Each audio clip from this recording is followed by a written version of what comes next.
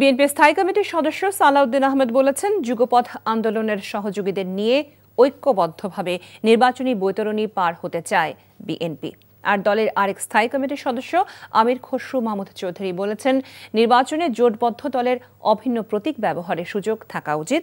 রাজধানীতে আলাদা অনুষ্ঠানে এসব কথা জানান তারা। HM মেহেদী হাসানের রিপোর্টে দেখুন বিস্তারিত। জাতীয়তাবাদী যুবদলের ৪৭তম প্রতিষ্ঠা বার্ষিকীতে শহীদ প্রেসিডেন্ট জিয়াউর রহমানের সমাধিতে শ্রদ্ধা জানায় দলের নেতাকর্মীরা।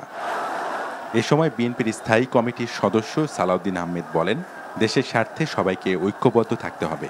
জানান, আগামী নির্বাচনে জোট গঠনে গুরুত্ব পাবে যুগপথ আন্দোলনের সহযোগী দলগুলো। আমরা সমগ্র বাংলাদেশে আসন ভিত্তিক সকল যোগ্য প্রার্থীদের, একাধিক যোগ্য প্রার্থীদের সাথে আমরা কথা বলেছি।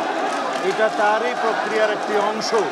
আমরা একই মেসেজ দিতে চাই, যাতে আমাদের দলের ভিতরে ঐক্য থাকে, জাতির মধ্যে ঐক্য থাকে, যাদের সাথে আমরা যুগপথ আন্দোলন করেছি এবং অন্যান্য একটা বৃহৎ জোটের জন্য আমরা চিন্তা করছি, সবাইকে নিয়ে ঐক্যবদ্ধভাবে যাতে আমরা আগামীতে এই নির্বাচনী বৈতরণী পার হতে পারি। নয়াপল্টনে যুবদলের প্রতিষ্ঠা বার্ষিকী উপলক্ষে ফ্রি মেডিকেল ক্যাম্প উদ্বোধন করেন বিএনপির স্থায়ী কমিটির সদস্য গয়েশ্বরচন্দ্র রায়। তিনি বলেন, জুলুম ও নির্যাতনের শিকার যুবদল নেতাকর্মীরা দেশের গণতন্ত্র উদ্ধারে কাজ করবে।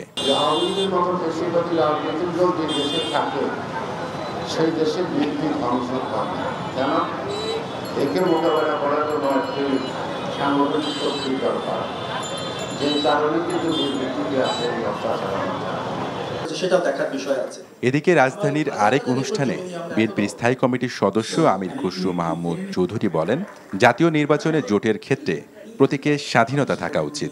এই রেগুলেশনটা রিভিউ করা দরকার। এটা তো একটা চয়েস, এটা একটা ক্যান্ডিডেটের সে তার নিজস্ব choice. HM Mehedi Hasan, NTV news, Dhaka. Bundle থাকলে প্রতি সেনমানিতে টাকা বাঁচবে। বিকাশ সেনমানি বান্ডেল কিনে জিতুন প্রতি লেনদেনে।